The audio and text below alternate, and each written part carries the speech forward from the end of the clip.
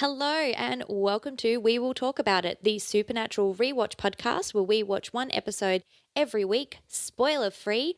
I'm Megan. And I'm Kat. And this week we are talking about Season 1, Episode 3, Dead in the Water. If you listened to Wendigo last week, we're recording this on the same day. We are. Because next week is Kat's birthday. Yes. So we're taking a week off and we're just trying to record ahead. So we just went and had a nice little cheese platter break. Antipasto. Had some meat. No shark. What was that thing I said? Charcuterie. Yeah, charcuterie. Very great. If anyone could just Google that and you'll get the main. I'll put something in Instagram of what a charcuterie board is. That was great. When I died. Clearly not a charcuterie. But we had that. But the actual real word and not a charcuterie. Charcuterie. That's right. I'm not going to say it because I will say charcuterie. Charcuterie. So we don't have as much kind of preamble to go into this time because we've already been talking for like 2 hours, 3 hours. Yeah, 3 hours. It's 4 o'clock now. Oh, and we started recording at 1. So we're good. We're lubricated. We're lubed up and ready to go. Oh boy. Well, let's talk about the episode. So this episode, Dead in the Water, was written by Sarah Gamble and Rael Tucker. And this was directed by Kim Manners. And I just want to take a beat to talk about Kim Manners. I've heard the name. I hope so. Maybe from this show. Maybe from Supernatural you've heard of him. Probably. So Kim Manners, what I will say, do you know, actually, I know what you know it from. Last week when we recorded the pilot, I showed Kat the promo. Yes. Oh, yes. From 2005, the Australian promo. And in that promo, they didn't give his name, but in that promo they said from the director of The X-Files. And at the time, I cut all of that, but Kat was like, wait, what? And I was like, don't worry, we'll talk about it. And that's what we're doing now. Oh. Kim Manners was one of the main producers and directors on The X-Files.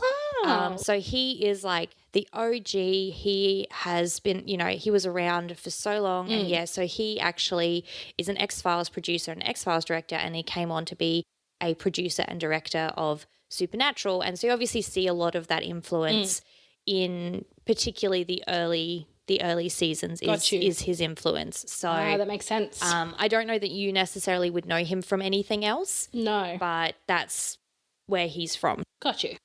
We're open on a idyllic family scene. Beautiful cabin. Beautiful somewhere. Lake. It's not a real place, but it's Lake Manitoc. And my first note is that the girl is wearing what I would describe as borderline juicy couture. Oh yeah, it was very juicy. So for anyone who doesn't know, anyone who's not as elderly as we are, juicy couture. I'll get a picture and I'll put it on Instagram. Just Paris Hilton. Just Google Paris Hilton 2000s. You'll see it. Lots, but everyone was rocking these velour track pants. And she is going for a swim in a lake. Personally, I would never swim in a lake. No. It's a scary place to swim in a lake. Oh, yeah. And gross. They're gross.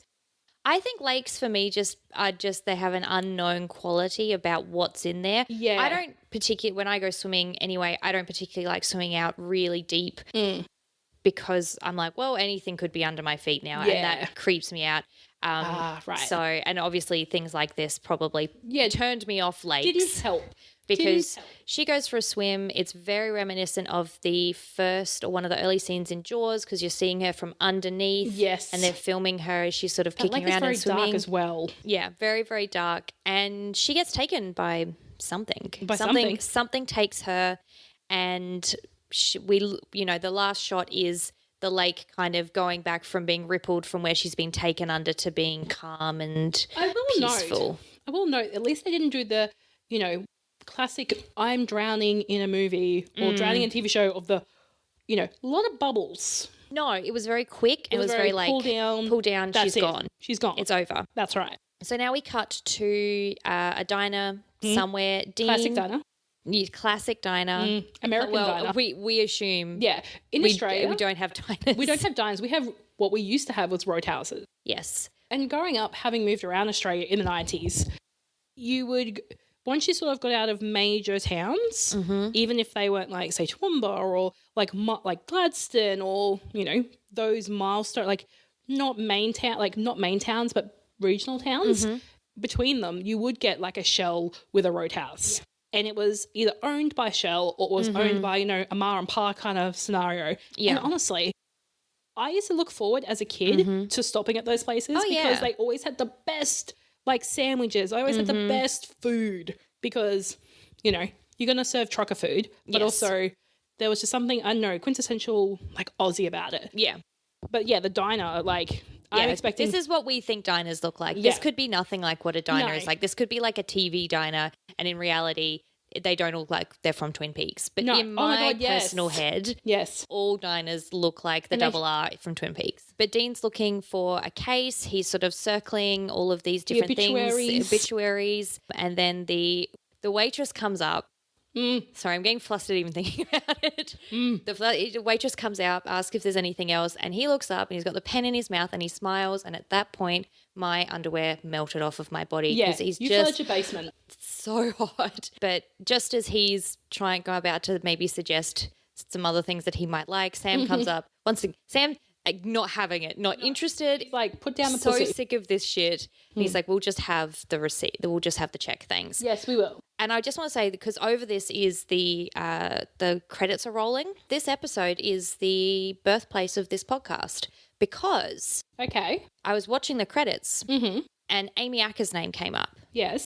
And I was like, holy shit, that's Amy Acker. So Amy Acker plays a character called Andrea, which we'll talk about later in this episode. But Amy Acker, I can't believe I never knew that this was her because Amy Acker, she was in Angel. She was. Oh, my God. Yes, because Joel told me, he's like, oh, I know her from Angel. Yes. And I was like, okay. She was in Angel, which I've only ever seen a few episodes of Angel, but more importantly for me personally, she was in Dollhouse, which was another Mutant Enemy production. I think, is that the chick from Buffy? How like there's two Buffys? Like, how Buffy dies?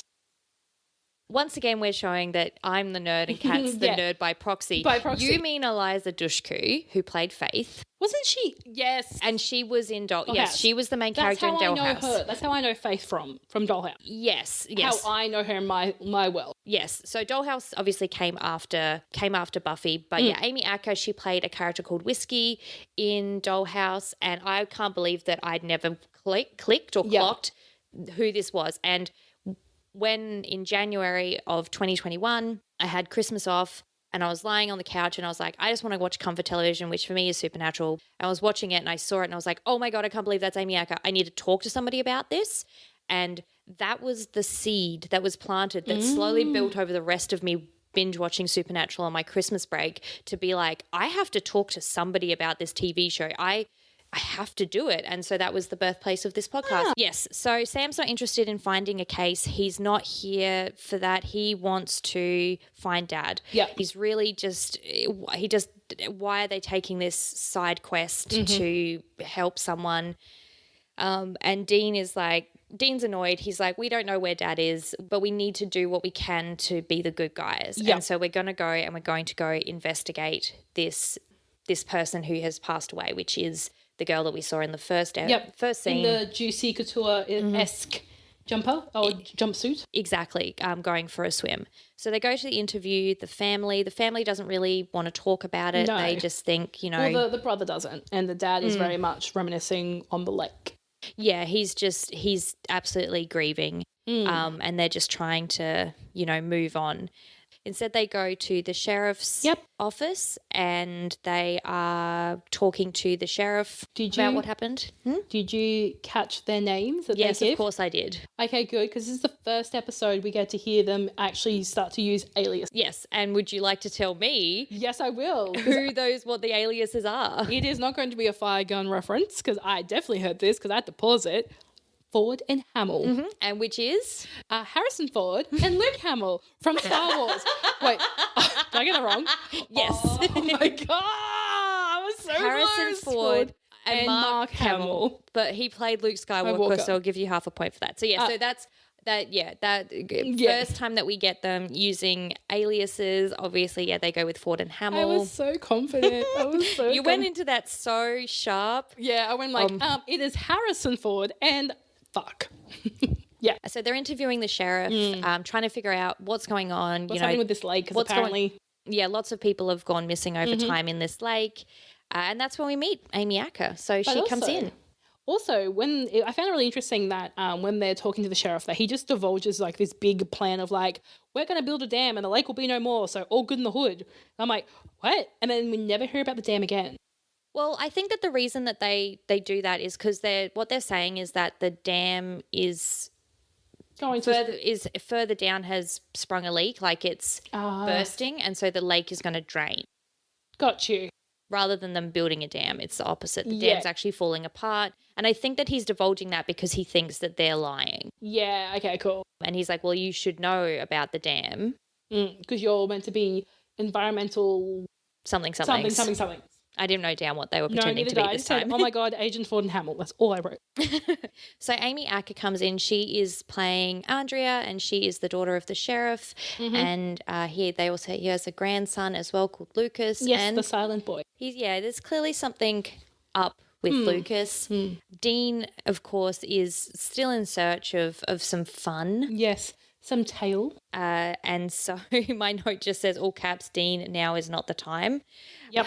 Read the room, mate. Read the room. They decide to stick around for a little bit and they need a motel. And Dean asks Andrea if she could please show them to the motel. Oh, yes. After she says, it's about 2 blocks away. And Sam gives like the most aggressive eye roll. So He's so not here for this nonsense. But it's okay because Amy Acker's not here for it either. Because she walks them to the motel. It's clearly a very short walk. And then she tells him that you must be hard with that sense of direction. You can't even find your way to a good pickup line. Because I like kids. Yeah, was his line, was he likes kids. And so I really appreciated her just being like, I'm not here for this. I'm not interested in this nonsense. But yeah, at this point, we're also finding out that they're starting to do some research. Yes, and I have some questions about, it's 2005. Yes. Sam's in a motel in sort of middle of nowhere. Yes. America. Where is he getting internet from? It's 2005. I had dial-up. I assume you had dial-up as well. Yeah, at that point, we had dial-up in but we had the dial. I think it was like ADSL maybe, but not the +2 one. Because we in 2005. 2005, yeah, because we had the dial-up, but we also had the option to our phone would also ring at the same time. Like we had 2 lines. I don't know if that's the same thing. I don't know. No, I'm laughing because that's so. It's such a dated reference that you could both pick up your landline, a thing nobody has anymore, and also be on the internet, which is something that is inconceivable now that you could do one or the other. Yes, but yeah. So I don't know if that's a humble brag, but it is. At the time, absolutely, that was a brag. But yeah. Anyway, I don't know how Sam has internet, but he does. But he does. And what he's worked out is he doesn't think that it's a monster. You know, it doesn't track with what's going on. Yeah. And 35 years of drownings it's a long time of drownings. A lot of mysterious disappearances. They never seem to find any of the bodies. But what he also finds is that Andrea's husband actually drowned. Chris drowned in the lake, and Lucas witnessed it. Yeah, which probably explains why he's not speaking. A little bit of delayed PTSD, kind of, because obviously you watch the father drown, or you watch him disappear, because he didn't come back to the surface. Yeah, he didn't drown. He just disappeared. So when they had met Andrea earlier, she had mentioned that she was going to take Lucas to the park after 3, and so they decide to go and have a chat to her at the park. My next note is, these jeans look at the flare. Yes. Their pants are so wide and so bell-bottom flares. It's crazy. It's definitely past a bootleg. Yes, absolutely bootleg jeans. So they go and they speak to Andrea. Dean goes over to speak to Lucas. Yep, connects with him. And does actually manage to connect to him. And this is sort of Sam kind of gives Dean a bit of shit about not liking children, not knowing children, or having never met a child. But I identify with that. I think Dean does have this connection with Lucas. He talks to him really well, and he draws a picture of his family. He sort of knows how to connect with someone who has been through trauma, because Dean has also had bad things happen to him. Not the same age, but a similar age, I think. As a child. Yeah, absolutely. Lucas is definitely older, and then Dean drawing was. pictures. Also, I'm going to point out, So you know how I don't like mobiles? I also don't like silent children just drawing with crayons. Oh, everyone loves a creepy child. I can't say I do. Can't say I do. So Dean comes back over. Andrea and Sam have been chatting and Like adults? Like adults, even though Sam is a child. Lucas gives Dean a picture that he drew, which is of a red house. And Dean very says, good. and it's a very good picture. And Dean says, thank you. Then we cut to the red house, which is the cabin that we saw at the start of the episode. Which is at the lake. And the dad is clearly still deeply devastated by the loss of his daughter. Yep. His son comes in and he says, Dad, I'm going to make some dinner. And his dad just doesn't respond. And his son goes and he chops off the head of a fish. He's clearly just gone fishing in the lake, and he's going to wash it to clean it out and gut it and then cook it.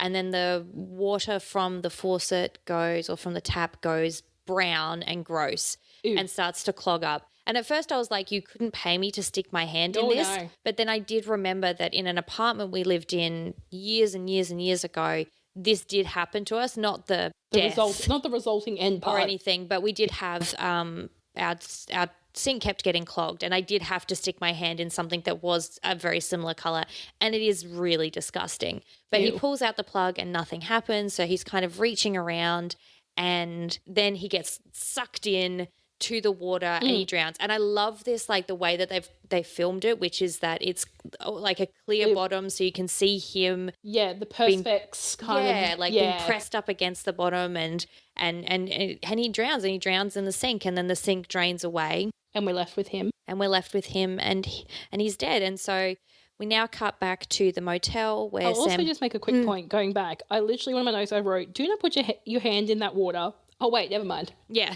Don't do it. Oh, wait, sorry. Oh, wait. Okay, continue.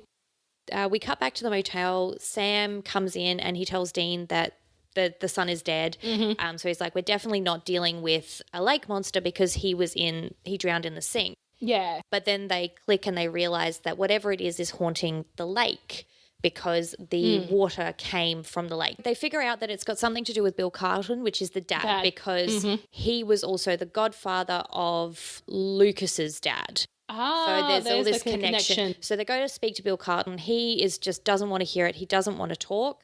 And so that's right. But then they realize that the picture that Lucas drew was of the cabin, and so they went to speak to Lucas because he's drawn this cabin and given it to Dean, and they wonder if he's trying something. If, Lucas is trying to give prompts, because it seems like Lucas is connected to the lake in a way it's different, right? Like he's like premonitions. He's giving kind of semi-premonitions. Yeah, he's got some kind of psychic connection to what's going on. Yep. And so Dean goes and speaks to Lucas. And I think that this is the first time that Sam sees how deeply affected Dean was by his mother's death. Yeah. Because he talks about that something bad happened to his mum, but that he thinks his mum would want him to be brave. Yeah. And you can sort of see Sam reacting to this and Sam realizing how Dean has been impacted by what happened. And I will say that Jensen Ackles has actually said that this episode was the first episode where he kind of felt like he got who Dean was. Yeah. Because you sort of see in the first few episodes he's this kind of, fuck boy. This fuck boy. He's very devil may care. He's got he's got attitude problems. Yeah, he's got moxie. He's wily. He's all the things. But this is where you sort of start to see that he really cares. Substance? Yeah, he really cares, and he has a big heart for this kid and for everything that's happening. And so he gets another picture from Lucas. Lucas gives him a picture of a yellow house with a white church next to it and a little boy on a bike. A red bike. On a red bike. And so he thanks Lucas for it, and they go to try and find this location because they think it's probably a clue to whatever's going on and whoever's killing these people. Yep. Sam tries, when they're in the car, Sam tries to talk to Dean about what he said about his mum, and Dean's just not. No. He doesn't want to talk about it, and he definitely does not want to hug about it. Yeah, no chick flick moment. Yes, which actually is not from this episode, But this is a mild corrections corner because we did actually forget to mention that in our first episode, that is probably another of the iconic moments in the first episode is when he says no chick flick moments. So forgive us, please, for not referencing that in that episode. I realized we're referencing afterwards. it now. Yeah, we're referencing it now. He doesn't want to hug about it. It is I think for Dean, it feels like it's a little bit like it is what it is. Let's move on. Yeah. They figure out where this yellow house is because they figure out there probably aren't that many churches that look like that. Mm-hmm. And they go and speak to the woman that lives in the house and ask her if a little boy lives there. And she says, no, not for a long time. My I think son. she said 36 years or 35 years or something along those lines. Yeah, that her son, Peter, had disappeared many years ago. He was meant to come straight home after school and he basically never came home. He was always on his bike. He was meant to ride home from school on his red bike. Yeah. And she says something that actually Bill Carlton, the dad, had said in an earlier scene where she said, having your child just disappear is worse than dying. Yes. Which is what Bill Carlton actually said earlier on, is that having his 2 children gone, that was worse than dying. Yeah. Sam and Dean look at each other to go, oh, that feels like Connection. some kind of connection. But there's another connection. They see a picture of 2 young boys in scout uniforms. Yes. And they turn it over and it's Peter and Bill Carlton or Billy Carlton. So they realise that's the connection, that something must have happened to Peter. Untoward. That Bill is somehow involved in or Bill knows about. So they go back to talk to Bill Carlton, the dad. And he's at the lake. And he's at the lake. In a tinny. And or a motorboat, whatever you want to call it. Yeah, I don't. We don't know the American version. We just call them tinnies. This is definitely a tinny in that it's a very small tin electric motorboat. Yeah, it's we're clearly nautical women. We know yes, we know all of the nautical facts. Yes, but they're shouting at him. They're trying to get him to come back, and then the boat just flips. Yeah. And he disappears. Yeah, and then just to see, and then we obviously cut back to their faces and they're being like, oh, damn, that just happened. So the next scene there with the sheriff and the sheriff, and you sort of get the sense the sheriff really wants to find them in some, is suspicious of their presence there, but he was like, other people had seen Bill go out on the boat and they saw what happened, and so clearly you guys couldn't have been involved. But he also reveals that he knows they're lying about who they are, and they're the Wildlife Service. That's who they're pretending to be. I've got that in my notes. So the sheriff reveals that he knows that they're lying about being in the Wildlife Service, and their faces when they're caught in this lie, because it's not like shock or horror or being afraid. It's just very like, oh no, how are we going to lie our way out of this? How are we going to tell another lie to get through this lie? What are we going to do? How are we going to lie again? It's not like, oh no, it's like, shit, what's the next lie? They're like, oh, how dare you? And the sheriff is like, look, get out of my town. We're going to pretend that this never happened. I don't know why you're here. I don't know why you lied to me. 2 options. Go to jail, leave my town. And they're like, door number 2 sounds good. And so they decide to leave town and to get out of town. But also, when he's giving you these options as a sheriff, and I mean, our legal system is very different to America. Yes. How much power does a sheriff have to be like, give you that power of like, here's option 1, the tantalizing option of jail. Here's option 2, tantalizing option of get the fuck out of Dodge, right? Yeah. It's bizarre to me. From what I understand, American listeners chime in, sheriff is an elected official. Yeah. So the town has decided he's the one in charge. Got you.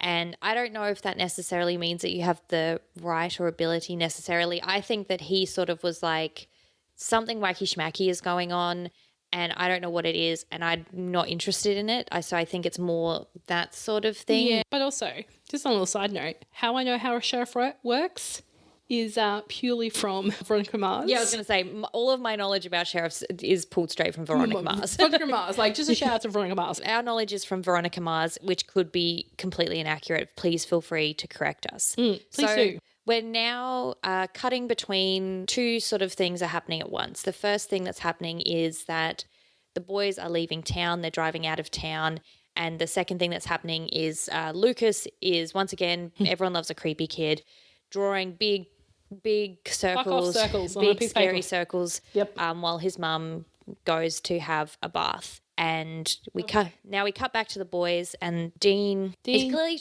really deep in thought, and he doesn't notice that the light turns green as they're trying to drive out of town. And then he decides, no, we're not leaving. I'm going back because I can't live myself if he doesn't think this is over. No. Like, yes, Bill Carlton is dead. Clearly something happened with Peter, but they don't know the full story. And he's basically like, I just need to know that kid is going to be okay. Yeah. And I think that that's where you can sort of see why Jensen Ackles feels like this is where he sort of gets to know who Dean is, because he's not a surface character. No, and that he really cares. Like, he cares enough to go back into this situation that he's been told to leave, because he's like, I don't feel good about this. Something's not right. Something's not right, and I want to keep this kid safe. Yep. Regardless, like, outside of thinking his mum is hot or whatever, you know? So they drive back to Andrea's house. It's revealed earlier in the episode that she's living with their dad after her husband disappeared. And she is in the bath, and I would like to talk about the physics of this bath, because the water seems to run. The bath is filled all the way up. Yep. All the way up to her shoulders. To her shoulders, and it's still running because it then turns dark, and we know gunk. It turns brown, and we know something's happening. We know the ghost is coming, but the water's still running, even though the bath is completely full. And she's also doing one of my favorite tropes from movies and TV, which is pointless, like hand towel, just touching, just rubbing the chest. Just like, you've got a hand towel and you're just cleaning your shoulders, nowhere else. You're not touching your face because you can't remove the makeup that you've got on your face, obviously, because you're acting, and you can't go any lower because you don't want to. Because then it's a different film altogether. Yeah. So it's just my shoulders. They're so dirty, and I can't use a soap. I just have to use a hand towel just to.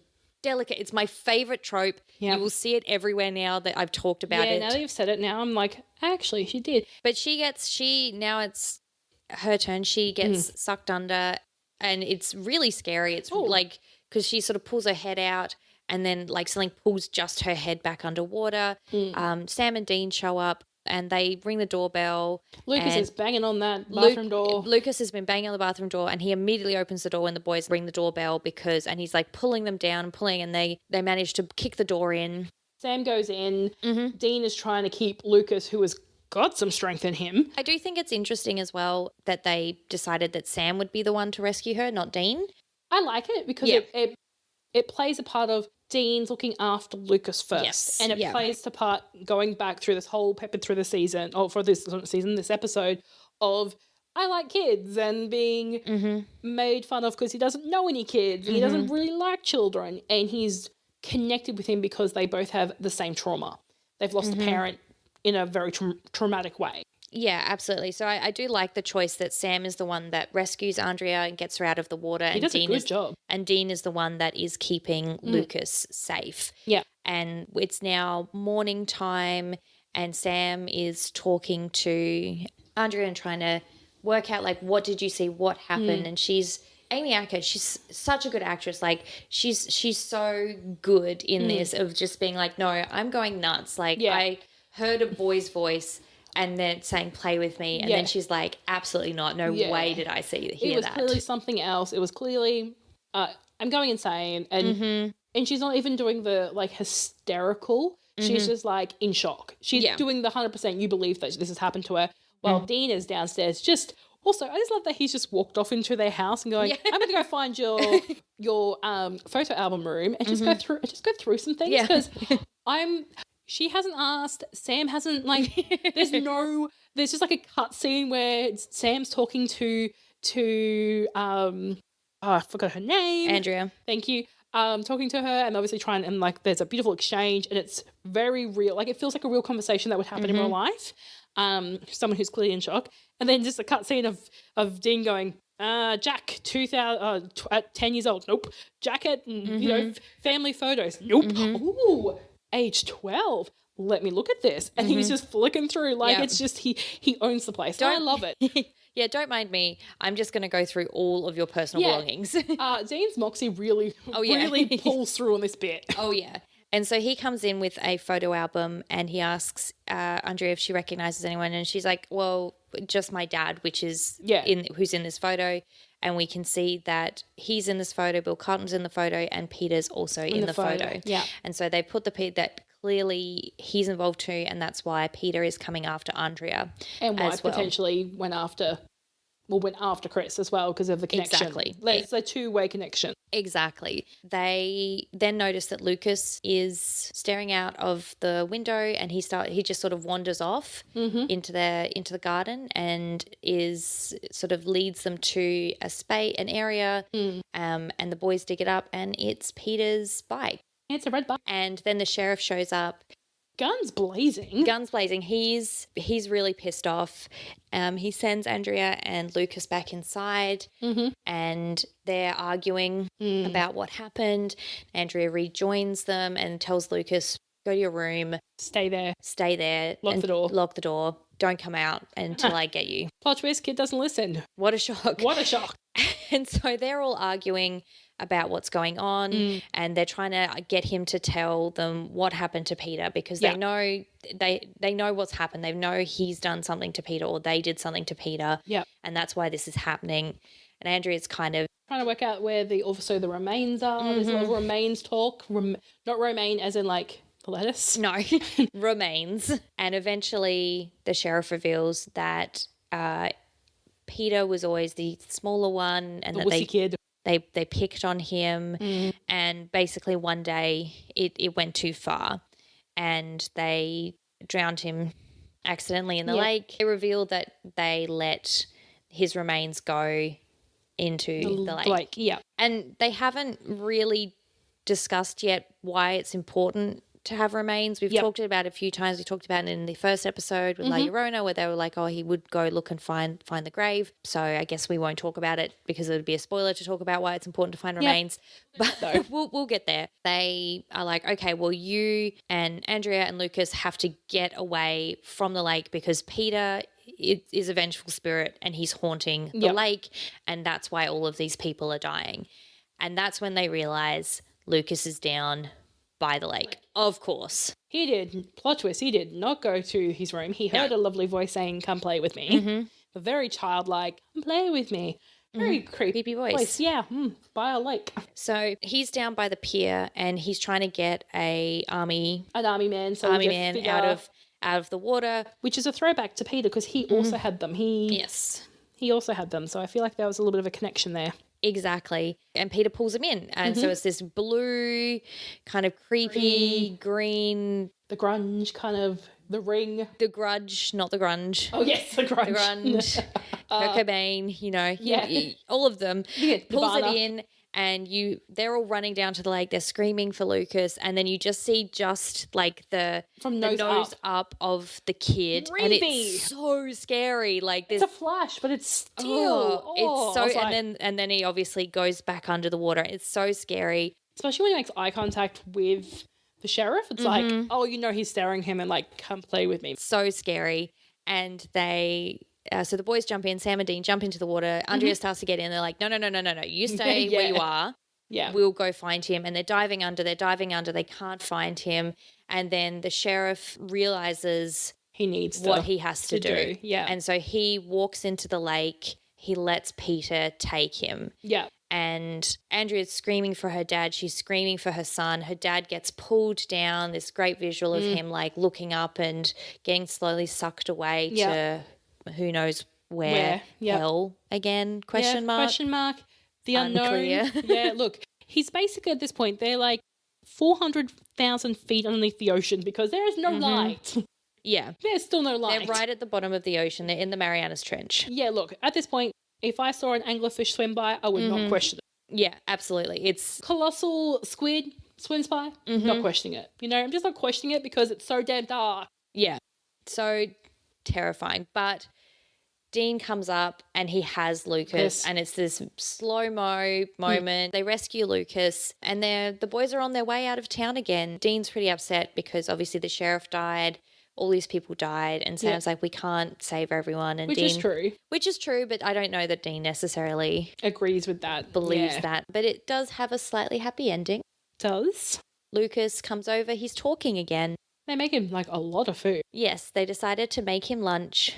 We'll make them lunch for the road. And I'm like, that's sweet. It's very cute. So Dean goes with Lucas to help put the food in the car. And Sam asks Andrea how she's doing, and she's sort of like, it's going to take a long time to unpack. And again, this I think comes down to Amy Acker being such a good actress that you really, she just makes it all very believable because she's such a good actress. And then she gets to do something that lots of us would like to do, which is kiss Jensen Ackles straight on the mouth. Yeah, straight up. Bang, bang. Mm-hmm. And he looks really like, almost kind of like bashful about it. Yeah, like gobsmacked. He's like, And that's like Sam just been like, like eyebrows. Sam's letting this one slide. He's going to let this one pass. Yes. And they're off. And they're off to the next adventure. We don't know what. No, not at all. Thank you so much for listening to this episode. Leave us a review. Leave us a review on yes. iTunes. Positive review. Yes. I'm putting that in italics. Positive. Yes, leave us a nice review. If you don't like how we're talking about Supernatural. Then why are you here? Or just there's so many other podcasts that talk about Supernatural. I'm sure there's one that talk about things in the way that you would like. So if you don't like how we're talking about this, please don't leave us a mean review. No, come on. It'll make us sad. Please just... Come on, it's 2021. Haven't we all been through it? Haven't we all been through enough? Come on. Just leave it, and we'll be fine with that. But if you want to leave us a review, leave us a nice review. Go, Eric. If you hear me, come on. Make sure. Eric Kripke. Come be our friends. Come and give us a nice review. Please do. Subscribe on your favorite podcast app. Mm-hmm. Go follow us on Instagram. We will talk about it pod. If you want any show notes, go and check them out at wewilltalkaboutit.com. You can also find all the places you can subscribe to listen at wewilltalkaboutit.com/listen. Stay safe and don't murder your childhood friends. Good advice. Bye, guys. Bye.